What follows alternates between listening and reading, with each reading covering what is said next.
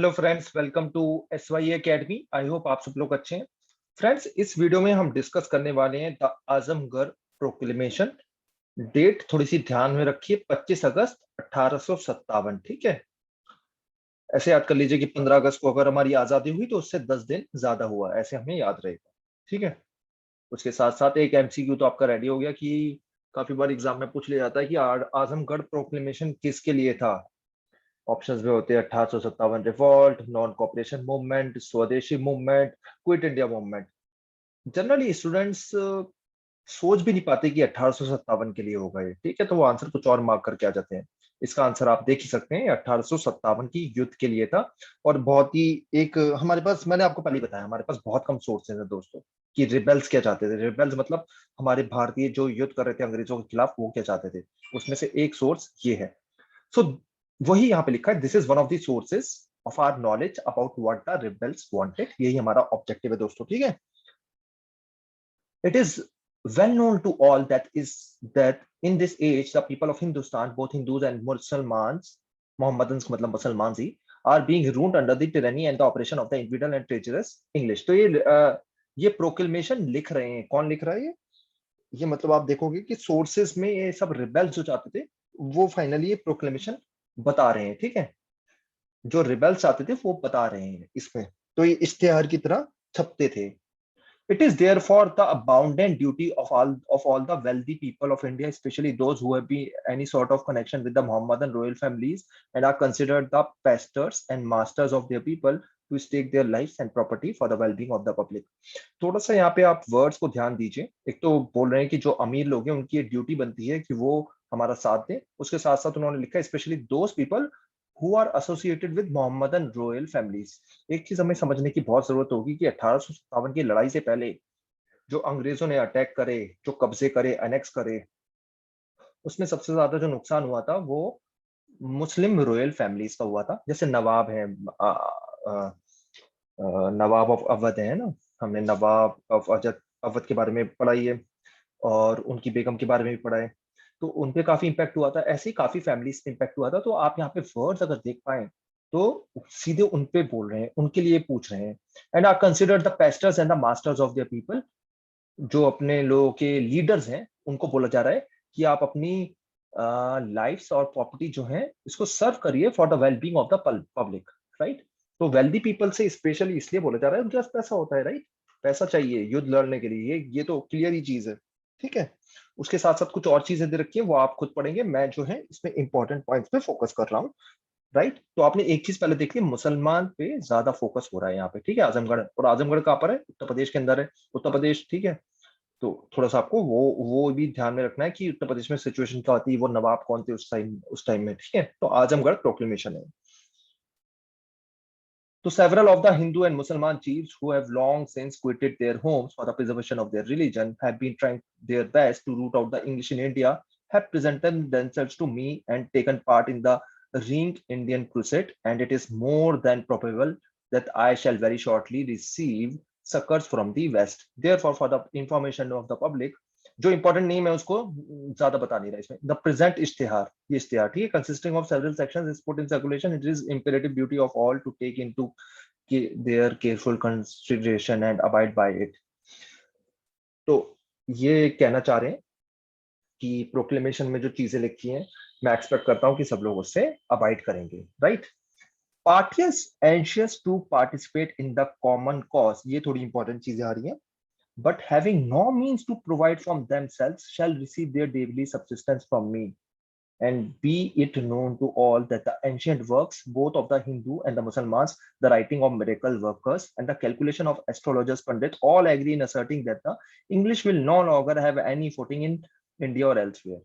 तो ये कह रहे हैं कि जिनके पास पैसों की कमी है, पार्टीज एंशियस टू पार्टिसिपेट। कुछ कुछ लोग ऐसे थे ना कि हम पार्टिसिपेट कैसे करें, हमें खाना पीना कौन देगा। लोगों के मन में ये होता है ना, जैसे आपसे बोल जाए कोई रिवॉल्ट में आओ तो आप बोलोगे ना मेरा खाना पीने का क्या होगा, मेरे पैसे कौन देगा। तो ये कह रहे हैं पैसे मैं दूंगा, हेल्प, ठीक है, पैसे मैं दूंगा। राइट, आई होप आपको इतना क्लियर हुआ होगा। अब आप मेरे से कुछ क्वेश्चन पूछ रहे होगे कि कि सर पढ़ाए जा रहे हैं कि मैं दूंगा पैसे, कौन देगा, और ये क्या पढ़ रहे हैं हम आजमगढ़। ठीक है, समझ में आ गया कि आजमगढ़ प्रोक्लेमेशन जो है वो ये कह रहा है कि रिबेल्स को क्या करना है, बट ये लिखा किसने है? देखिए इसमें परफेक्ट क्लैरिटी तो नहीं है, ठीक है, परफेक्ट क्लैरिटी तो नहीं है, लेकिन मोस्ट प्रोबेबली कहा जाता है कि फिरोज शाह ने लिखा है। ठीक है, मोस्ट प्रोबेबली फिरोज शाह ने लिखा है, and he was the grandson of the Mughal emperor. ठीक है, और ये अवध में लड़े थे। तो मोस्ट प्रोबेबली आजमगढ़ प्रोक्लेमेशन किसने लिखा है? फिरोज शाह ने, जो यहाँ पे मेंशन नहीं है बुक में, क्योंकि क्लैरिटी थोड़ी कम है कि आखिर ये किसने लिखा है, लेकिन मोस्ट प्रोबेबली कहा जाता है कि फिरोज शाह ने लिखा है, and he was the grandson of Mughal emperor, right.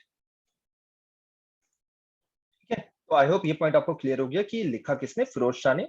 Firoz Shah के बारे में ज्यादा दोस्तों पढ़ाया नहीं जाता, बहुत ही इनके बारे में अगेन इनकी हिस्ट्री बहुत ही रिच होती, लेकिन अनफॉर्चुनेटली दोस्तों क्या हुआ है कि इंडियंस की हिस्ट्री अवेलेबल ही नहीं है। तो वरना फिरोज शाह के बारे में बहुत कुछ पढ़ाया जाता, लेकिन यहाँ ज्यादा हमारे पास हिस्ट्री अवेलेबल ही नहीं है। तो आप अगर गूगल सर्च भी करोगे तो आपको लिमिटेड आर्टिकल्स मिलेंगे, तो वो आप देख सकते हो फिरोज शाह के बारे में। और ये ग्रांड सन थे, किसके ग्रांड सन थे? मुगल एम्पर। मुगल एम्पर कौन थे? बहादुर शाह जफर। और यहाँ पे याद रखना है, फिरोज शाह तुगलक जो थे वो तुगलक डायनेस्टी के सुल्तान जो थे वो अलग थे, ठीक है, जो 14वीं सदी में थे। ये फिरोज शाह अलग है उनसे, ठीक है, नाम भले ही सेम है। तो ये आपको क्लियर हो गया कि किसने लिखा है। अब मैं थोड़ा सा वापस आ जाता हूँ, जो शुरू में हमने पढ़ा था, वो कह रहे थे ना मोहम्मदन फैमिलीज, रॉयल फैमिलीज, है ना। सिंस ये खुद एक मुसलमान थे, तो इसलिए इन्होंने मोहम्मदन फैमिलीज के लिए थोड़ा शायद ज्यादा नाम इसलिए लिखा होगा। और मैंने आपको सेकंड चीज वैसे ही बता दी कि ज्यादातर जो लॉस हुआ था, ये जो रिच फैमिलीज थी उस टाइम में, वो मुस्लिम फैमिलीज थी, मोहम्मदन रॉयल फैमिलीज थी, उनका काफी ज्यादा लॉस हुआ था 1857 की लड़ाई में। और रिच क्लास में काफी ज्यादा हुआ करते थे उस टाइम में मोहम्मदन। ठीक है, रिच क्लास में काफी ज्यादा रिच ही होते थे, क्योंकि आप समझ ही सकते हो कि सुल्तान, मुगल एम्परर्स, ये सब से जो आ रहे थे डायनेस्टी, सब ये ज्यादातर रिच लोग ही हुआ करते थे। ठीक है, तो इसलिए ये मोहम्मदन रॉयल फैमिली से सीधे डायरेक्टली इंटरेक्ट कर रहे थे। उसके साथ साथ आपको ये भी याद रखना होगा फिरोज शाह के बारे में कि he was a very secular person. और अगर आप इनके बारे में डिटेल में पढ़ोगे तो हिंदू मुस्लिम सबको इन्होंने साथ लाने की कोशिश करी थी, और उसमें काफी ये कामयाब भी रहे थे। काफी हिंदूज ने, काफी क्या मतलब, ऑल हिंदूज ऑल्सो सपोर्टेड है। और जैसे बिरजिस कद्र, जो जो नवाब के बेटे थे, अवध के नवाब के बेटे, उनकी बेगम हजरत महल, उनका भी हिंदूज ने साथ दिया था। तो मैं ये पॉइंट अगेन क्लैरिफाई करना चाहता हूँ कि हिंदू मुस्लिम यूनिटी काफी ज्यादा थी। और भले ही ये फिरोज शाह एक मुसलमान है, लेकिन आप देखोगे कि हिंदूज ने काफी साथ दिया। और फिरोज शाह का पर्पस भी ये था कि वो सारे पेज पे सेम सेम जगह पे हिंदू मुस्लिम को ला पाए। लेकिन फिरोज शाह समझते थे कि जिस रीजन की मैं बात कर रहा हूँ, अवध और यूपी आजमगढ़ के आसपास, उस एरिया में ज्यादातर जो रिच फैमिलीज हैं वो मुसलमान है। तो वो अगर पैसा दे पाए, तो हमारा युद्ध अच्छा हो पाएगा। आई होप मैंने क्लैरिटी दे पाई है आपको। ठीक है, तो काफी कुछ एनसीईआरटी में मेंशन नहीं होता, वो क्लैरिटी देना भी जरूरी होता है। यहाँ पे आपको फिरोज शाह का नाम तो कहीं नहीं दिखेगा। और अगेन मैं रिपीट कर रहा हूँ, मोस्ट प्रोबेबली आजमगढ़ प्रोक्लेमेशन उन्होंने लिखा है, मे बी किसी और ने भी लिखा हो, ऐसा भी पॉसिबिलिटी है। हिस्ट्री बहुत ही अननोन है काफी जगह पे। Therefore, it is incumbent on all to give up the hope of the continuation of the British way, side with me, ठीक है, and deserve the consideration of the बादशाही। तो ये कह रहे हैं कि आप ये होप छोड़ दीजिए कि ब्रिटिश जो है वो कंटिन्यू रहेंगे, आप मेरे साथ आइए और हम बादशाहत वापस लाएंगे। बादशाह मतलब पुराने टाइम्स, ठीक है, बादशाह मतलब पुराने times. Deserve the consideration of the बादशाही और द इंपीरियल गवर्नमेंट, मतलब हमारी government, by their individual exertion इन,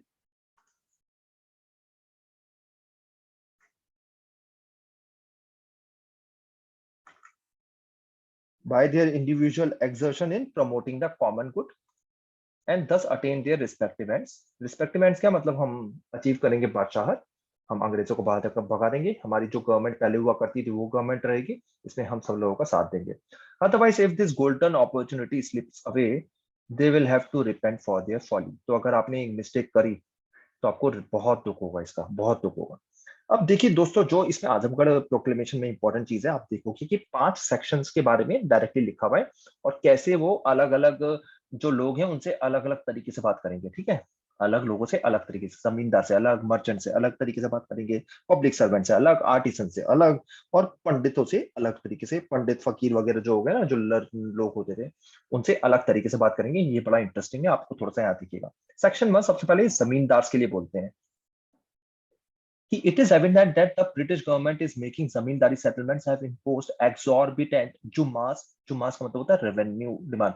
देखो ये जो प्रोक्लेमेशन लिखा है इन्होंने अपनी लैंग्वेज में लिखा है, तो जुमास कहा करते थे इसको, रेवेन्यू डिमांड को, ठीक है, जो किसानों से लेते हैं ना डिमांड, फाइनली जो लैंड रेवेन्यू होता है वो। And have disgraced and ruined several zamindars by putting up their estates for public auction. तो अभी रुक जाता हूं मैं, यहां तक मैं आपको समझा देता हूँ कि ये कह रहे हैं इस आजमगढ़ प्रोक्लेमेशन में कि जमींदारी सेटलमेंट जबरदस्ती इंपोज किया गया है। जमींदारी सेटलमेंट्स हैव इम्पोज, बहुत ज्यादा रेवेन्यू डिमांड है, मतलब अंग्रेज बहुत ज्यादा रेवेन्यू डिमांड कर रहे हैं, जो जिसका सीधा असर जमींदार पे पड़ रहा है। और काफी बार इन्होंने and ruined several zamindars by putting up their estates for public auction for arrears of rent, in so much in the institution of a suit by a common rayyat, a maid servant or a slave। तो इसमें और क्या चीजें लिखी हुई है कि काफी की जमींदारी जो है वो सेल कर दी by putting of the states for public auction. अगर जमींदार पैसे पे नहीं कर पा रहा है तो उसकी जमींदारी सेल करके किसी और को दे दी गई। ये किसके लिए, ये जमींदार के लिए बहुत बुरा हुआ है, ऐसा उनके साथ कभी नहीं हुआ था। उसके साथ साथ क्या हो रहा है कि यहाँ बड़ा इंटरेस्टिंग सी चीज लिखी है, देखो दोस्तों, कि in so much in the institution of a suit, suit मतलब एक केस कर देते हैं, बाय कॉमन रैयत केस कर देती है, maid servant slave, the respectable zamindar or someone into court arrested and put in gaol and disgrace. तो ये कह रहे हैं कि अंग्रेज ऐसा लॉ लाए हैं कि भाई छोटा आदमी, एक छोटा सा किसान, एक मेड सर्वेंट, एक स्लेव केस कर देता है जमींदार के खिलाफ, और जमींदार को कोर्ट बुला लेते हैं, अरेस्ट कर लेते हैं, है ना। ये बहुत, ये देखिए पहले नहीं हुआ करता था अंग्रेजों से पहले। जमींदार एक बहुत बड़ा आदमी होता था, मैंने आपको बताया, ज्यादातर हिंदू हो मुसलमान हो डजेंट मैटर, ज्यादातर वैसे जमींदार आपको हिंदू दिखेंगे। वो बहुत ही रिस्पेक्टेबल पोजीशन में थे ड्यूरिंग मुगल सल्तनत पीरियड। अंग्रेजों के आने पे क्या हुआ, रूल ऑफ लॉ आया, इक्वालिटी बिफोर लॉ आया, सबको लॉ बराबर समझता है। तो अब जमींदार को कोर्ट बुला लेते थे। देखो यहाँ पे कैसा इंटरेस्टिंग तरीके से बात हो रही है, ये सब भी इंडियंस हैं, रैयत, मेड सर्वेंट, स्लेव, ठीक है। डिस्पाइट ऑफ फैक्ट वो ऐसे वर्ड्स चूज कर रहे हैं जमींदार के लिए कि देखिए, थोड़ा सा और बेटर तरीके से समझाना चाहता हूँ। 1857 के युद्ध में हम चाहते हैं कि ज्यादा से ज्यादा भारतीय पार्ट लें, जमींदार, मर्चेंट, स्लेव हो, मेड सर्वेंट हो, डजंट मैटर, सब पार्ट लें अंग्रेजों के खिलाफ। लेकिन यहाँ देखो जमींदारों के लिए जब बात कर रहे हैं तो उन्हें कैसे लिख रहे हैं कि रैयत आप पे केस कर देती है, आपको अरेस्ट कर लेते हैं। तो देखिए कैसे इंटरेस्टिंगली इनके में एक बुलाना चाह रहे हैं, एक एंगर जगाना चाह रहे हैं। In litigation regarding zamindaris the immense value of stamps and other unnecessary expenses of the civil courts are all calculated to impoverish the litigants। तो जैसे आप कोर्ट्स में अगर कभी भी जाते हो तो स्टैम्प लगाओ, ये करो, कोर्ट फी पे करो, ये सब जो है आ जाती हैं चीजें, इससे बहुत लॉस होता है, ठीक है। पहले भी होता था, आज भी अगर आप कोर्ट वगैरह जाओ ना तो आपका खूब पैसा खर्च होगा लॉयर्स में, ये वो है ना। Besides this the coffers of the zamindars are annually taxed with the subscription for schools, hospital, roads. तो देखो ये कितना मजाक है ना। वैसे तो अंग्रेज ये अच्छा काम कर रहे थे, अगर आप देखो कि वो स्कूल बना रहे थे, हॉस्पिटल बना रहे थे, रोड्स बना रहे थे, लेकिन इसका पैसा जो था टैक्स किससे लेते थे, जमींदार से लेते थे। तो लेकिन जमींदार को तो इसका लॉस होता था, जमींदार इससे दुखी थे। तो वो चीज भी यहाँ पे लिख दी गई है कि देखो अंग्रेज आपके साथ कितना बुरा बुरा कर रहे हैं, इसलिए आप हमारे साथ जुड़ जाओ और हम मिलके अंग्रेजों को भगाएंगे। सच extortions will have no manner of existence in the Pashahi government, but on the contrary, Jomas will be light, dignity and the honor of the zamindars are safe, and MG zamindar will have absolute rule in his own zamindari। उसके बाद ये भी बता रहे हैं इस proclamation में, Azamgarh proclamation में, कि अगर आप हमारे साथ जुड़ गए, बादशाही गवर्नमेंट आ गई, इंपीरियल पावर हमारी गवर्नमेंट आ गई, तो हम लैंड रेवेन्यू बहुत कम लेंगे, आपकी इज्जत करेंगे, आपकी डिग्निटी रहेगी। ऐसा नहीं होगा कि आपके खिलाफ कोई केस करे और आपको कोर्ट में बुला लेंगे, ठीक है। तो ये चीज है दोस्तों। हाँ एक चीज आपको याद रखना, अंग्रेजों के जो रेवेन्यू वगैरह था ना वो इतना ज्यादा था कि उसका इम्पैक्ट बहुत ज्यादा पड़ता था, तो वो तो बात सही है, ठीक है। लेकिन काफी चीजें बैकवर्ड लुकिंग भी आपको दिखेंगी, ये चीज का थोड़ा ध्यान रखना। ये चीज आपको समझ में आ रही होगी ना कि हॉस्पिटल्स के अगेंस्ट, रोड्स के अगेंस्ट काफी चीजें आपको बैकवर्ड लुकिंग भी दिखेंगी भारतीयों में। इसीलिए काफी जो पढ़े लिखे लोग होते हैं ना उन्होंने साथ ही नहीं दिया अंग्रेज इंडियंस का इस 1857 की लड़ाई में। अब देखो जमींदार के लिए क्या लिखा है इस प्रोक्लेमेशन में, it is plain that infidel and treacherous British मतलब एक तो उनको लिख रहे हैं कि इनफिडल मतलब हमारे धर्म के खिलाफ ट्रेचरस हैं, है ना।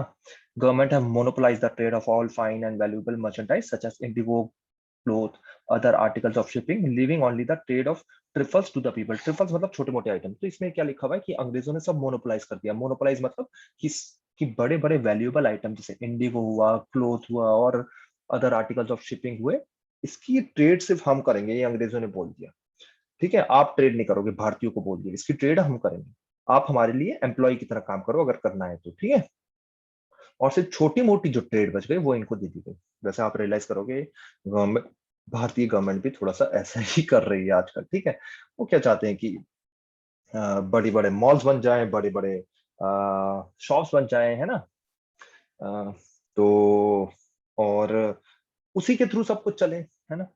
तो आप काफी बार मेरा पॉइंट ये समझाने का कि काफी बार क्या होता है कि आप पढ़ते हो न्यूज़पेपर में या इश्तिहार में या न्यूज में कि भाई आज की जो गवर्नमेंट है वो वही काम कर रही है जो अंग्रेजों ने किया था।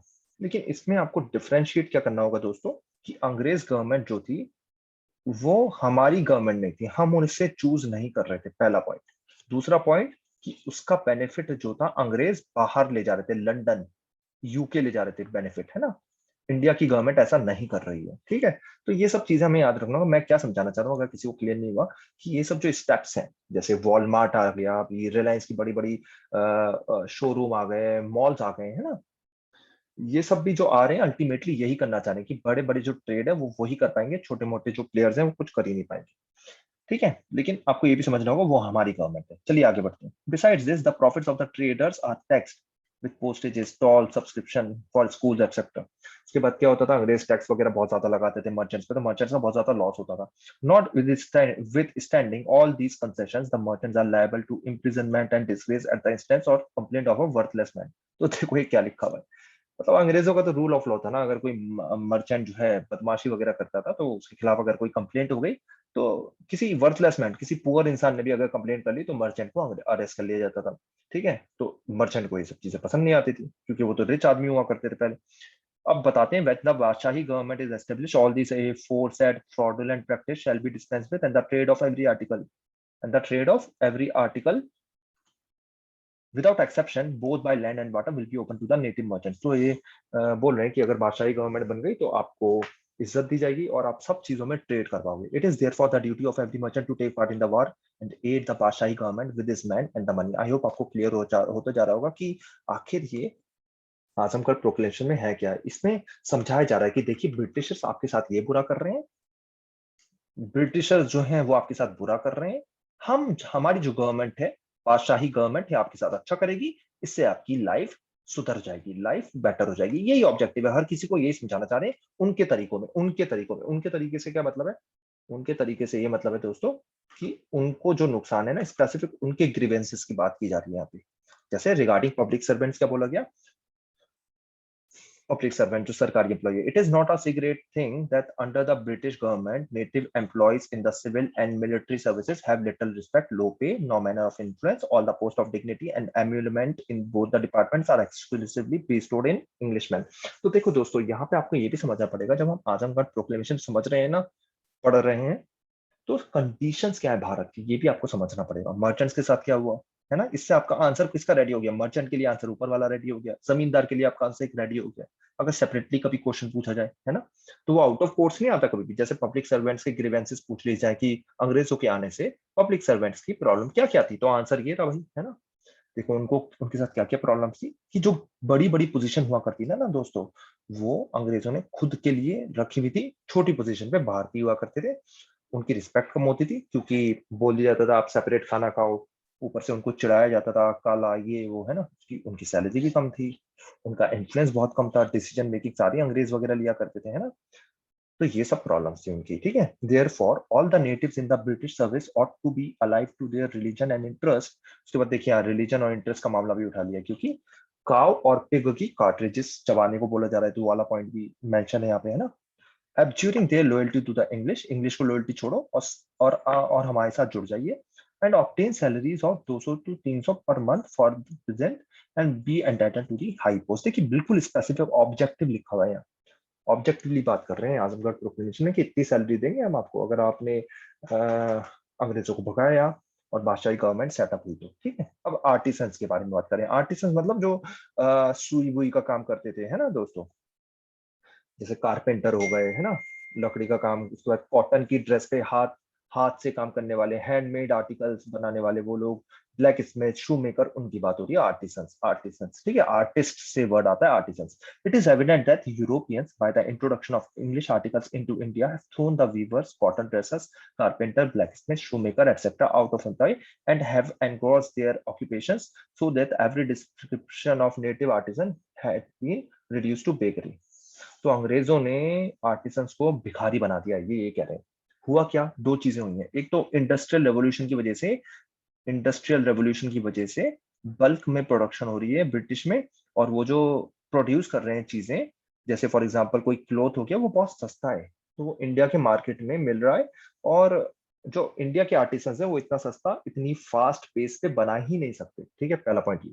सेकंड पॉइंट ये है कि जब अंग्रेज कोर्ट वगैरह को खत्म कर दे रहे हैं, जैसे नवाब का कोर्ट खत्म हो गया, है ना, तो इससे क्या हो रहा है, आर्टिसन वगैरह की जॉब जा रही है। आप देख, आपने मूवीज वगैरह देखी होंगी, बाजीराव मस्तानी, मुगले आजम, जोधा अकबर, ये सब मूवीज देखी होंगी। इसमें देखा होगा कोर्ट में जो कोर्ट होता था बादशाह का, उसमें बहुत सारे आर्टिसन काम किया करते होते थे। उन सबकी जॉब चली गई जब नवाब को भगा दिया गया। अंडर द बादशाही गवर्नमेंट, नेटिव आर्टिसन, मतलब नेटिव मतलब भारत के artisan, will exclusively employed in the service of the king. तो वही बात देखो, किंग की सर्विस में, rajas and the rich, and there will be no doubt ensure their prosperity. Therefore, these artisans had to renounce the English services. तो आपसे बोला जा रहा है इंग्लिश को पूरा बॉयकॉट करो। अब देखिए पंडित, फकीर और जो पढ़े लिखे लोग हैं उनसे क्या बात कर रहे हैं। पंडित एंड फकीर being the guardians of the Hindus and Mohammedan religions respectively. मतलब फकीर वगैरह आपने देखा होगा ना, फकीर बाबा आ गए, वो फकीर मतलब भिखारी नहीं है ना। तो मतलब फकीर वगैरह वर्ड मुसलमान में काफी बार यूज किया जाता है, वैसे अब तो ये वर्ड हट गया। जो पढ़ा लिखा होता है ना, घूमता होता है, घूमते रहते हैं ना, आपने थोड़ा सा देखा होगा, चद्दर वद्दर ले जा रहे हैं कभी, शायद कभी नोटिस करा हो आपने। पंडित तो आप जानते ही हो, बताने की जरूरत नहीं। फकीर आई होप आप समझ गए हो, जो ग्रीन चद्दर ले जा रहे होते हैं ना, कुछ कुछ मांग रहे होते हैं, है ना, और साथ साथ में वो ब्लेसिंग्स भी देते हैं। ठीक है, ब्लेसिंग्स भी देते हैं। तो पहले तो ये पढ़े लिखे होते थे, आजकल तो सब गरीब और अनपढ़ लोग हैं। अब जो जो ट्रुथ है, सॉरी टू से दिस, बट अब आपको इसलिए रियलाइज नहीं करवा पा रहे होगे फकीर बाबा क्या है। फकीर बाबा तो आजकल सच में फकीर है, मतलब पैसे है नहीं, लेकिन तब के टाइम में फकीर जो थे वो पढ़े लिखे लोग भी होते थे। चलिए आगे बढ़ते हैं। And the Europeans being the enemies of the both religions, at present a war is raging against the English on account of religion. To Pandit, Fakir are bound to present themselves to me and take their share in the holy war. तो कह रहे हैं कि Britishers तो हमारा धर्म भ्रष्ट करने आए हैं, आपकी भी नौकरी जाएगी इससे। ठीक है, आपकी भी नौकरी जाएगी, साफ सी बात है। अगर अंग्रेज आ गए तो नौकरी इन सब लोगों की जाएगी।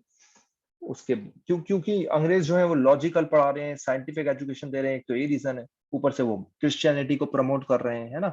ऊपर से अंग्रेज इन सबको ज्यादा भाव वगैरह देते नहीं है, वरना तो पंडित और फकीर वगैरह तो राजाओं की कोर्ट में बैठे होते थे, कभी कभी बता रहे होते थे कि आपको ये करना चाहिए, वो करना चाहिए, भविष्यवाणी कर रहे होते थे फ्यूचर के बारे में, है ना। तो ये बात हुआ करती थी।